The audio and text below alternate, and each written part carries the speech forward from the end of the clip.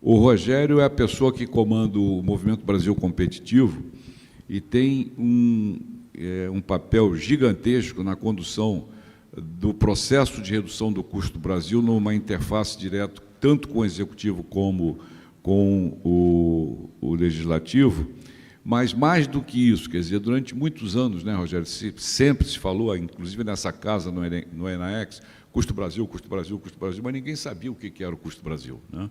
Então, foi feito um trabalho coordenado sobre a coordenação do Movimento Brasil Competitivo, a Coalizão Indústria participou ativamente desse processo, né? Se contratou uma consultoria, a BCG, a Boston Consulting Group, e em 2019, pela primeira vez, houve um dimensionamento do que é esse custo do Brasil, né? E chegamos ao valor de 1,5 trilhão de reais ano. O custo do Brasil, quanto custa produzir e empreender no Brasil em comparação com a média de países da OCDE. Esse custo foi atualizado, hoje é de 1,7, representa 19,5% aí do PIB. E o Rogério é a pessoa, então, que tem a responsabilidade à frente do MBC de avançar nesse grande desafio de redução do custo do Brasil. Rogério, a palavra está com você. Bem, Marco Polo, super obrigado. É um prazer enorme estar aqui. Zé Augusto, super obrigado pelo convite. Bom dia a todos. Roriz, Mário, um prazer estar aqui com vocês de novo. Bem, como o Marco Polo comentou, a gente, em conjunto, né, junto com a coalizão e provocado pela coalizão, a gente teve a oportunidade de calcular o custo Brasil, né, e eu vou explorar um pouquinho mais o custo Brasil, mas eu vou colocar ele dentro de um contexto um pouco maior. No final de 21 ou em meados de 22, quando a gente estava avançando no custo Brasil, em uma das nossas reuniões também com a coalizão e com o nosso conselho, foi nos perguntado, puxa, é importante avançar na redução do custo Brasil, mas para qual Brasil que a gente quer? E aí, junto com a gente contratou a Fundação Getúlio Vargas e que nos ajudou a tentar trazer uma fotografia, que Brasil é esse que a gente espera para 2034. E o grande desafio que a gente colocou para a Fundação Getúlio Vargas foi no sentido assim, puxa, a gente não gostaria de gerar mais um planejamento, né? Já foram feitos diversos planejamentos para o Brasil, e normalmente esses planejamentos têm lá suas 500 páginas, é muito legal no lançamento, depois ele cai ali, fica numa gavetinha e ele acaba se esquecendo. A gente não quer mais um estudo teórico. Para tanto, a Fundação Getúlio Vargas fez um trabalho de acessar a 200 outros estudos que versavam sobre planejamento estratégico, que já haviam sido feitos nos últimos 5, 10 anos para o Brasil. E fez um exercício de ver o que tinha em comum desses estudos, muito no intuito, assim, puxa, não precisa gerar mais um estudo, mas vamos ver o que tem em comum.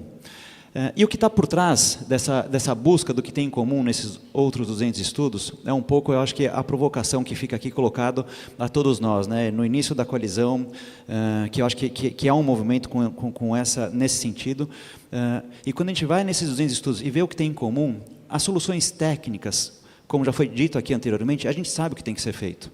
Esses 200 estudos, muitos desses pontos, eles são em comum. O que a gente precisa é conseguir criar um ambiente político, né, onde a sociedade civil organizada, as diversas partes, se organizem, definam ali quais são as prioridades e criem as condições para a gente consiga tirar, por exemplo, uma reforma tributária do papel. Talvez há 20 anos atrás era impensável falar em tirar uma reforma tributária. A gente conseguiu criar um ambiente que ela saiu do papel. Então, o objetivo desse estudo, comparativo desses 200 estudos, 200 outros estudos, era poder identificar o que tinha de comum. Bem, quando a gente fala de custo Brasil, quando a gente fala de uma indústria sustentável, não é pela própria indústria, não é pelo próprio setor produtivo, mas é para que a gente consiga assegurar o bem-estar social por meio de um crescimento sustentável, né? Então, acho que essa é uma grande visão de futuro. Para 2034, eu adoraria poder falar assim, puxa, conseguimos assegurar esse bem-estar social. Para tanto, a Fundação Getúlio Vargas aqui propôs 3 grandes indicadores para que a gente consiga mensurar. O primeiro deles, que está ao centro, sem dúvida, é o avanço aqui no IDH. Atualmente, nós estamos aí algo em torno de 0,75, podendo chegar a 0,86, apoiado por outros 2 indicadores muito importantes, que é elevar a taxa de crescimento médio do PIB per capita para 2% ao ano.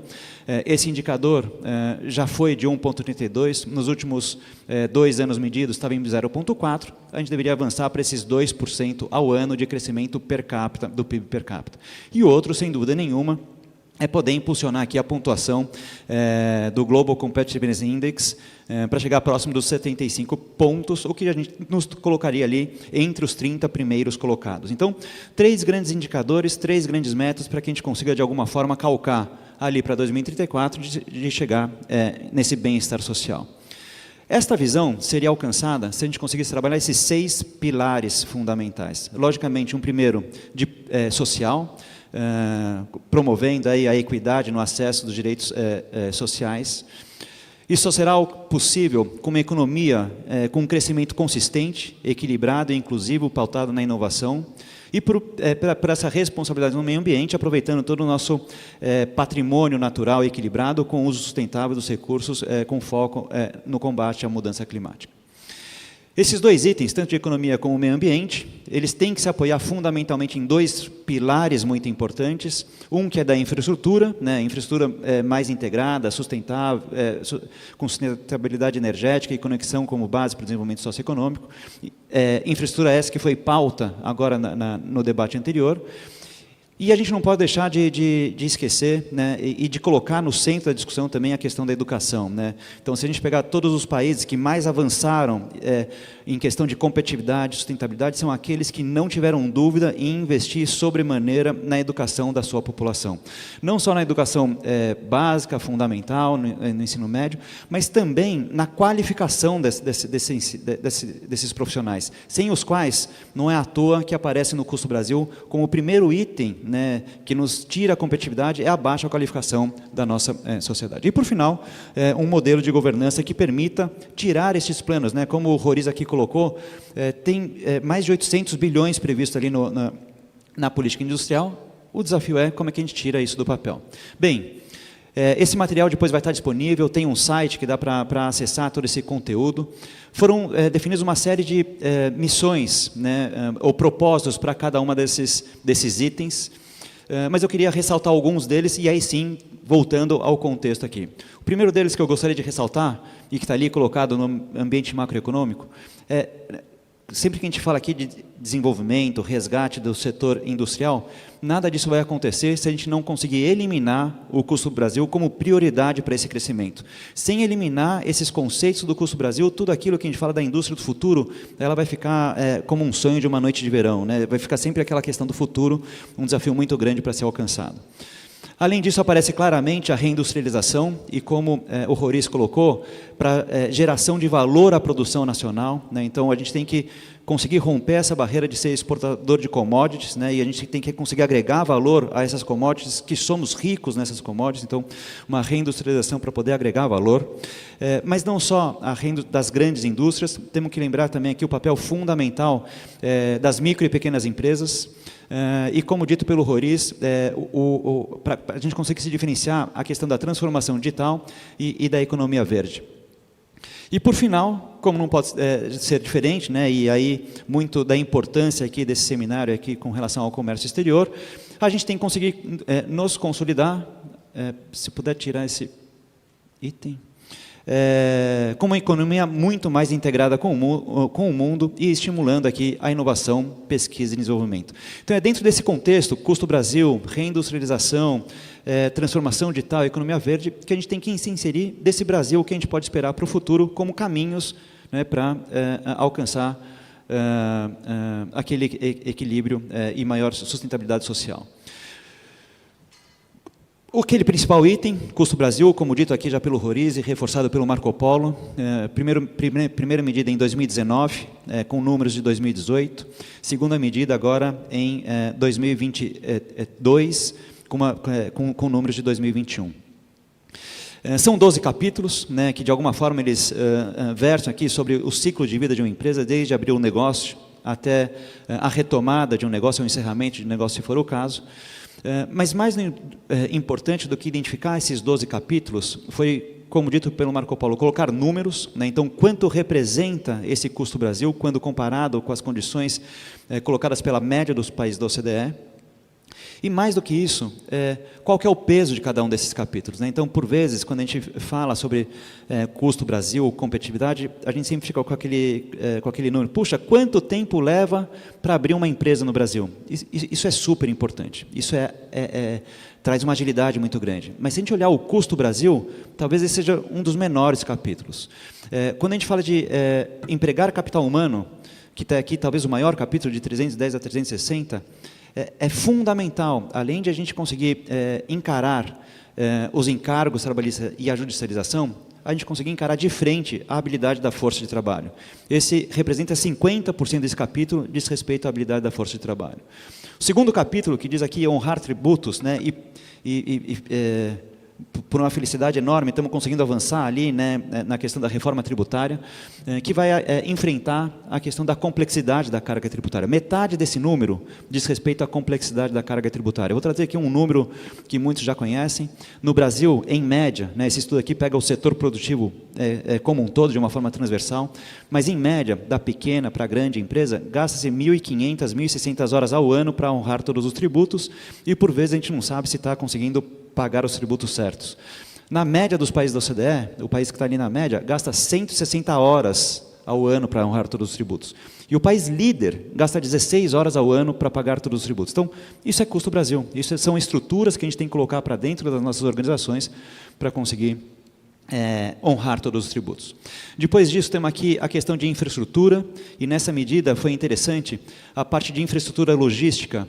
A gente teve esse número aumentou, mas a gente também tem que reconhecer que no que diz respeito à questão de comunicação, né? Então a gente tem conseguido avançar super bem no acesso à banda larga, toda essa política do 5G e o acesso à banda larga, e o que o 5G está proporcionando nos permitiu avançar de uma forma mais acelerada do que a média dos países da OCDE. Financiar negócio e a questão do ambiente jurídico regulatório. Então, esse aqui é um conjunto dos 5 capítulos, né, assim como apresentado pelo Roriz, que mais impactam ao custo Brasil. E o 6º capítulo que está aqui colocado e que diz respeito a esse congresso, a todo esse protagonismo da AEB, que é integrar com cadeias produtivas globais. As metas que foram colocadas, então, dentro desse estudo, a gente tem a expectativa de que a gente consiga, até 2034, ter projetos em implementação que tenham o potencial de zerar o custo Brasil.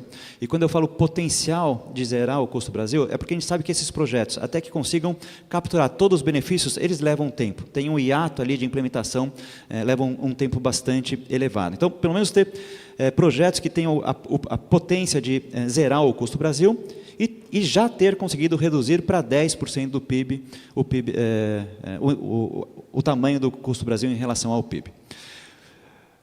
Algumas iniciativas foram mapeadas também, né? Então, uma delas aqui já avançando, que é a garantia a simplificação tributária e a eliminação da cumulatividade. A reforma tributária vai atacar frontalmente este item.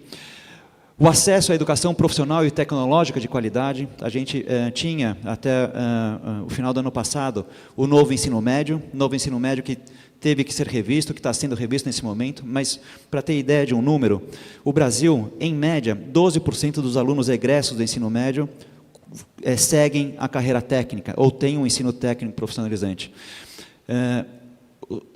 Países desenvolvidos, esse número chega a 50%.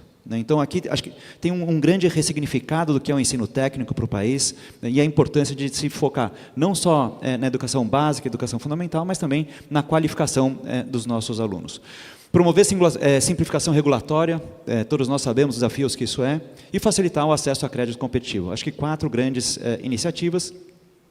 Tem ainda outras iniciativas aqui colocadas, como a questão da transformação digital, matriz logística, como foi dito aqui anteriormente, a matriz energética, como colocado pelo Roriz, né, e já temos uma das matrizes mais limpas, já temos uma matriz energética que tem o custo de produção um dos mais baixos do mundo, porém, o preço que chega ao consumidor é um dos mais elevados. Então, uma reorganização da matriz energética. Precisamos avançar ainda mais na modernização da legislação trabalhista, integrar o país à economia global, sem dúvida nenhuma, ampliar a eficiência do serviço público. Temos que focar também muito fortemente na questão de ensino, pesquisa e propriedade intelectual. e promoção da sustentabilidade com regulações ambientais. Então, aqui alguns aspectos, de novo, isso aqui vai estar, vou passar o site para vocês, ele está bastante mais detalhado. Então, aqui algumas iniciativas que devem ser conduzidas sobremaneira para que a gente consiga enfrentar de uma forma decisiva a questão do custo Brasil. Além disso, um fato que é super importante, né, Roriz, Mário e Marco Polo e todos aqui, pela primeira vez, assim, pelo menos particularmente, eu tive a oportunidade de ver um projeto que se iniciou com um governo e que se manteve no centro da discussão com o governo seguinte, mesmo mudando a coloração, né? Então, esse projeto do Custo Brasil, que foi num primeiro momento encampado pelo governo anterior, esse governo que entrou não teve dúvida em colocar esse assunto no centro da discussão. Tanto que existe lá, já dentro do Ministério do Desenvolvimento da Indústria e Comércio, uma secretaria específica para conduzir este projeto, e como o Roriz colocou, foi criado um grupo de trabalho abaixo do CNDI para atacar o Custo Brasil e que atualmente conta com a participação de 19 ministérios dentro desse grupo de trabalho. Então, junto com o Ministério do Desenvolvimento de Indústria e Comércio, a gente pretende lançar um observatório para acompanhar essa redução do Custo Brasil, observatório esse que vai estar hospedado junto ao EMEDIC e também no Movimento Brasil Competitivo, apoiado pela coalizão. Vamos iniciar agora um projeto para identificar projetos com potencial de redução em mais 300 bilhões, então a gente espera que até o final deste ano a gente já tenha projetos mapeados em implementação com potencial de redução de pelo menos 50% daquele custo Brasil, e também a montagem do escritório de projetos junto àquele GT de custo Brasil, para que a gente consiga dar organização e tração nos projetos que foram priorizados, para que avance dentro do governo a implementação desses projetos para atacar o custo. Então, acho que tem uma janela de oportunidade bastante interessante, como o Roriz colocou, o desafio é tirar esses projetos do papel, e a gente está aqui em apoio, em parceria com o Custo Brasil, numa coordenação de diversas associações e instituições da sociedade civil organizada. Bem, além do Custo Brasil, eu trouxe aqui também algumas outras metas que estão colocadas dentro desse estudo. Então, no que diz respeito à reindustrialização, 3 grandes indicadores para 2034. Então, como o Marco Polo colocou, hoje a participação da indústria de transformação, que está em 12,9%, a expectativa é que, no mínimo, ela consiga chegar a uma participação de 15% do PIB como um todo. Lembrando que a expectativa é que o PIB cresça 2% ao ano per capita até 2034, então tem um desafio grande. Elevar para 65% a contribuição da indústria de transformação para as exportações brasileiras. Hoje esse número está em algo em torno de 53%, então é um crescimento aí de quase 20%, 22% nessa participação. E elevar a posição do Brasil para, no mínimo, a 32ª colocação na competitividade industrial, né, que hoje está em 42º. Então, 3 grandes indicadores e aqui um conjunto de proposições. Eu não vou passar por cada uma delas, mas só trouxe como exemplo esse trabalho da Fundação Getúlio Vargas. Além de mapear essas iniciativas, no finalzinho da proposição tem alguma coisa entre parênteses. E lá são os estudos onde essa proposição foi identificada. Então, essa primeira, que é da política industrial, está num estudo da CNI, da ABDIB e do BNDES. A questão da indústria 4.0, naquele conjunto de estudos que foram mapeados anteriormente. Ampliar a integração à cadeia, o país à cadeia produtiva mundial, CNI, ABDIB, Fundação Dom Cabral e Derrubando Muros. E priorizar a produção industrial com baixa pegada de carbono naquele conjunto. Então de novo, esse material ele foi entregue para esse governo, ele foi entregue num evento, numa solenidade, no início do ano, para a ministra Simone Tebet, e que, de alguma forma, é quase um presente, né? Porque, poxa, se essas diversas organizações, nos seus respectivos estudos, já colocaram isso como prioridade, acho que aumenta o entendimento de como esse ponto é um ponto já transversal e, de alguma forma, consolidado dentro da sociedade civil organizada. Além da questão da industrialização, tem uma questão aqui e que diz respeito ao comércio exterior, de consolidar como uma economia integrada ao mundo, e aqui que a gente pudesse avançar, aumentando a proporção da corrente de comércio em relação ao PIB para 45%. Hoje esse número está na casa de 32%. Aqui algumas iniciativas também que foram mapeadas. A questão da segurança jurídica, do sistema de apoio oficial às exportações, a conclusão da internacional implementação de compromissos bilaterais, A questão das agências e órgãos reguladores integrados com entes internacionais e poder avançar nos acordos de negociação, seja com a União Europeia, seja com a FTA, e revisar o modelo do Mercosul. Bem, esses aqui são os exemplos, mas o Roriz trouxe esse ponto, o Marco Polo trouxe esse ponto também. Além da reforma tributária, além de a gente conseguir avançar com essas questões do custo Brasil, mas acho que um ponto é importante. Eu tive a oportunidade de participar de algumas discussões com a reforma tributária e até, por vezes, aqui brindado aqui com a participação do Mário, mas em uma delas, onde estava se discutindo a questão da alíquota, né? Puxa, qual vai ser a alíquota do IVA ou da soma do IBS com o CBS, né? 25%, 24%, 26%, depende de quantos regimes especiais que a gente tiver ou não.